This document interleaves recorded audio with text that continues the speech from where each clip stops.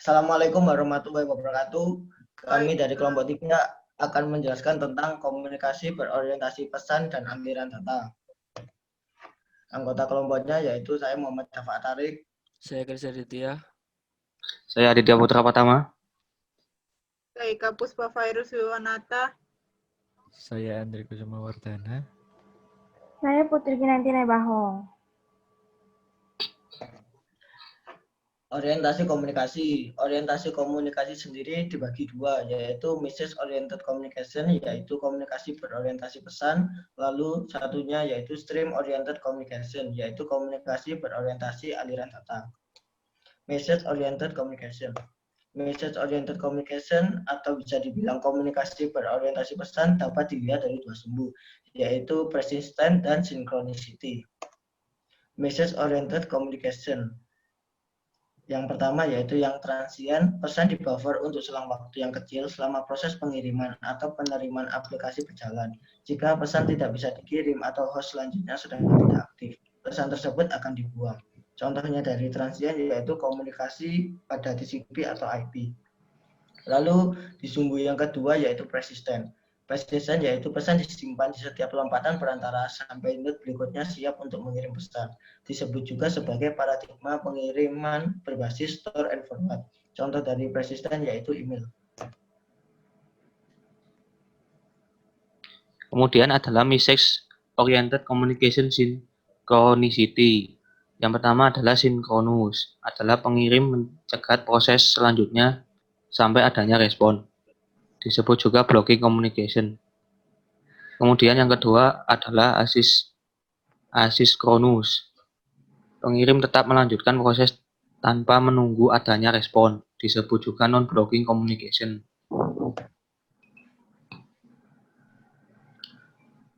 Selanjutnya adalah pengertian soket itu sendiri. Soket adalah komunikasi endpoint di mana aplikasi dapat menulis data yang akan dikirimkan ke network dasar dan data yang didapat akan dibaca. Soket memberikan abstraksi di atas komunikasi endpoint yang sebenarnya dalam sistem operasi atau OS lokal. Selanjutnya adalah Berkeley Socket. Berkeley Socket adalah sebuah aplikasi programming interface API untuk soket internet dan Unix domain yang digunakan untuk inter-process communication IPC. Biasanya diimplementasikan sebagai library untuk modul linkable. Kelemahan soket itu sendiri yang pertama adalah hanya mendukung pengiriman dan penerimaan yang sederhana dan primitif. Kemudian yang kedua, komunikasi antar network hanya bisa menggunakan general purpose protocol stack. Dalam message oriented transient communication ada juga message passing interface yang dirancang untuk aplikasi paralel yang memungkinkan menggunakan high performance multi-computer. Komunikasi terjadi di dalam suatu grup proses. Setiap grup memiliki identifier dan setiap proses di dalam suatu grup memiliki identifier lokal. Variasi MPI memberikan kemungkinan optimasi kinerja untuk implementer MPI. Tujuan dari MPI adalah performa yang tinggi, skalabilitas, dan portabilitas.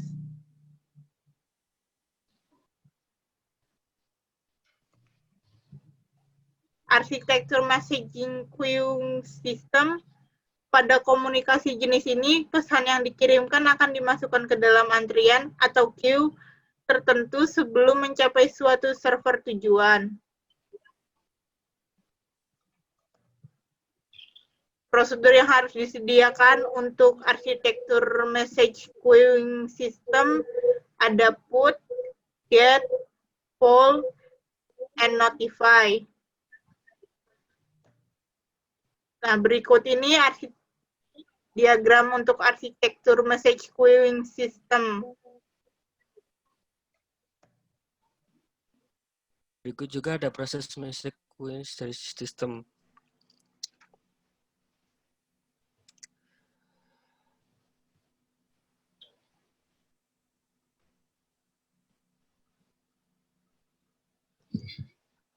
Message queuing model, komponen software engineering yang biasanya digunakan untuk komunikasi antar proses atau antar thread di dalam suatu proses yang sama. Model ini menerapkan pola komunikasi asinkronus antara dua atau lebih proses atau thread meskipun pengirim dan penerima pesan tidak berinteraksi dengan message queue secara langsung. Pesan disimpan di dalam queue sampai ketika penerima mengambil pesan tersebut. Message broker, software atau aplikasi yang mengatur pesan yang dikirimkan pengirim pesan agar dapat sampai ke penerima pesan. Software atau aplikasi ini akan mengkonversikan atau mereformat pesan ke dalam format tertentu yang dapat dipahami oleh penerima. Berikut proses message broker-nya. Stream Oriented Communication atau komunikasi berorientasi aliran data. Stream Oriented Communication adalah bentuk komunikasi di mana waktu memiliki peran yang penting. Protokol ini biasanya digunakan untuk multimedia seperti audio dan video. Stream Oriented Communication mode transmisi ada 3 macam, yaitu asinkronus, sinkronus, dan isochronous. Untuk asinkronus, data di dalam suatu stream dikirimkan satu persatu tanpa adanya batasan waktu kapan data tersebut dikirimkan. Untuk sinkronus, terdapat end-to-end delay maksimum yang ditentukan untuk setiap unit dalam data stream. Untuk isochronous, terdapat batasan waktu minimum dan maksimum dalam pengiriman data stream. Data harus dikirimkan dalam rentang batasan waktu tersebut.